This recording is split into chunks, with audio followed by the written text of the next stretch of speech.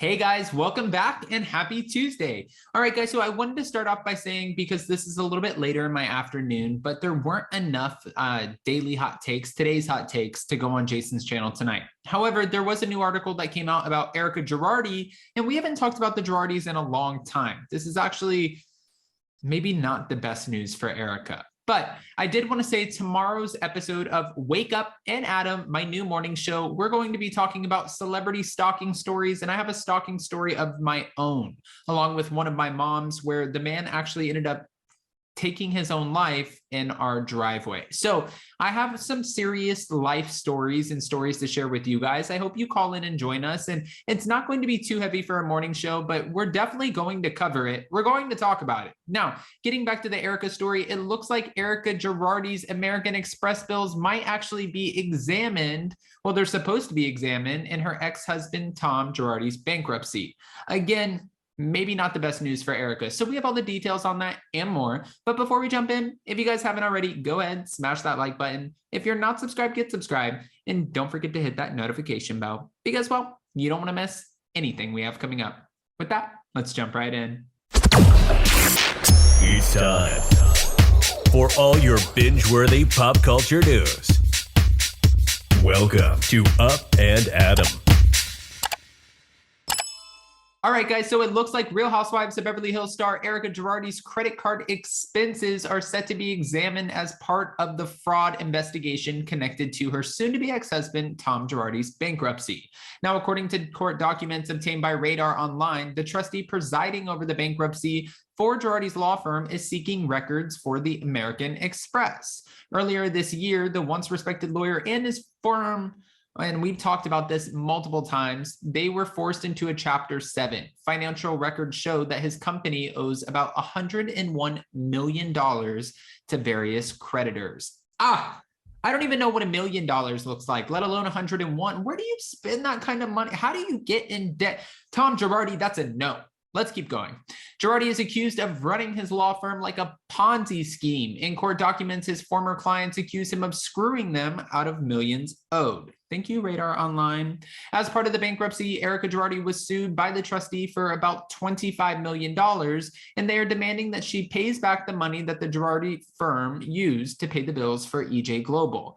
Now, if you guys remember, Ronald Richards was a part of this case, and he was going in on Erika Girardi, but eventually, from what he said, and he announced it on my channel, he was taking a step back from the case. He didn't know how else to, and I don't want to say this was verbatim the conversation because I don't know his exact words off the top of my head, but he pretty much said that he has used all of his resources and where do you go from here? But the trustee did decide to bring on another attorney in order to continue the investigation. So where they stand with that, I'm not quite sure, to be fair.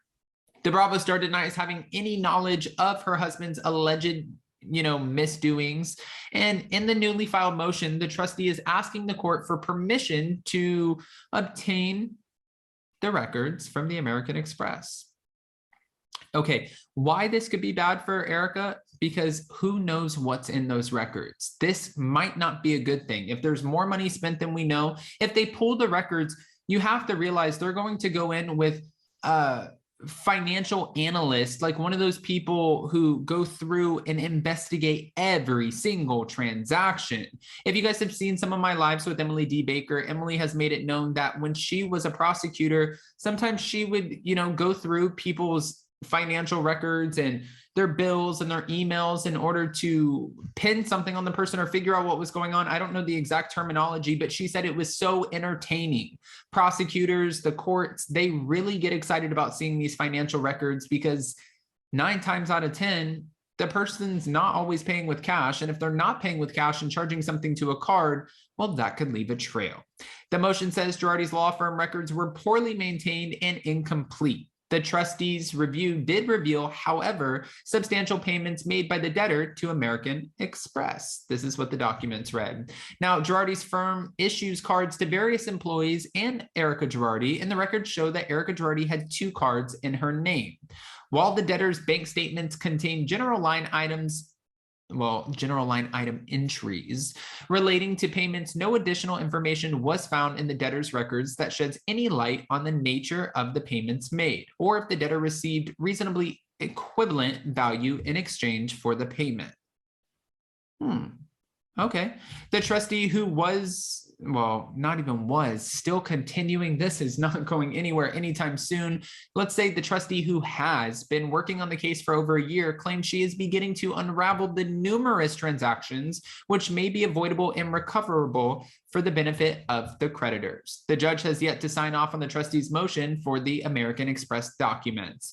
But we've been talking about this for so long at this point. I mean, after the information came out that she was getting a divorce, she said on the Real Housewives of Beverly Hills, I filed for divorce on election day because I thought I was going to fly under the radar. Yeah, we know what you did, but does that make sense? I mean, maybe you thought it did, but at the end of the day, now look at this. It's been a Twitter storm and a shit show. We have been following, honestly, I think we followed that story from October to October. It lasted a full complete year. Let me explain the extent of this story to you guys, because I actually had Ronald Richards, who was in part of the investigation. I had him on my channel. And then because he was on my channel, we actually got mentioned in the court documents, in the judge's, the case with the judge, everything, legal jargon that I hate and don't want to be a part of. Up and Adam, our YouTube channel, was mentioned in it. So we were a part of a little piece of pop culture history in a way that I don't know if I necessarily want to celebrate. But what we do know is Erika Girardi is still currently filming season 12. So what we're expecting from this season is seeing her coming out on the other side of this investigation. Obviously, we know that she hasn't been indicted. She hasn't been charged with anything. They're not really looking at her for criminal behavior or activity. They're looking at Tom Girardi. But since Tom Girardi now has a conservatorship with his brother running his finances and him, there's not much that the court or the lawyers or anybody else can get out of him. If anything, they have to ask Erika Girardi the questions at this point. And if she really didn't know what was going on with her husband, what are you going to say to her? Tell us what you know. I don't know anything. You know something. Tell us what you know. I really didn't know anything. I know you're lying. No, I didn't know. I mean, what can you say to her? What are you going to hold her feet to the fire? If she's saying she doesn't know, you can't say anything. At this point, the only thing that could prove against anything that she's saying, any of her claims, would technically be, financial proof of bank records, money trail. Let's see what's in the American Express. That's why I'm saying this could potentially be bad news for her, because even though a judge has not yet signed off on letting the court see her American Express bills or what's going on behind the scenes, what every single charge looked like, if they do greenlight this, there's the money trail. Now, does that mean the money trail is fraudulent? Absolutely not. But could it lead to something bigger? Yeah, 100%. One of the biggest questions throughout this whole investigation, these cases, all of Erika Girardi's expensive lawyers and fighting for this $25 million lawsuit in order not to pay it. She said she's not giving up any of her, bags, her designer bags. She said those were gifts. Those were given to her by her husband, and that is not community property. But moving forward, one of the biggest questions was, how are you affording these attorney's fees? Like, you're on the show saying that you have no money, that you left everything behind and you're restarting. But then you go ahead and you look at the attorney fees for being almost $500,000, even maybe more. And you're like, this doesn't add up. Even Ronald Richards said, if she has a benefactor or somebody paying for her, that's not a problem. She could have a friend or a family member who deserves to stay anonymous. But if it's not the case, and there's not somebody out there, like maybe the godfather or grandfather of Las Vegas, as some people like to call him, if that's not the case, then where are you getting this money? So I'm guessing until they find out, they will probably not come to a resolution. But guys, I don't want to just give you this information and not ask what you think. So go ahead, comment below. Are you excited for the new season of The Real Housewives of Beverly Hills, season 12? And what do you think about this American Express situation? Is this in fact bad news for Erika, or could it be, to say the least? Well, go ahead, comment below. And then, of course, we are going live tomorrow morning for Wake Up and Adam at 9:30 a.m. Eastern. Again, the topic will be celebrity stalking situations, including a couple stories from myself. I told my mom I was going to tell her story about a man who stalked our family, took his life, left a card. It was tragic. She was like, Adam, please don't. And I was like, Mom, I'm about to mention it all. So smash that like button. Don't forget to subscribe, hit that notification bell, and we will see you so very soon. Bye, guys. Love you.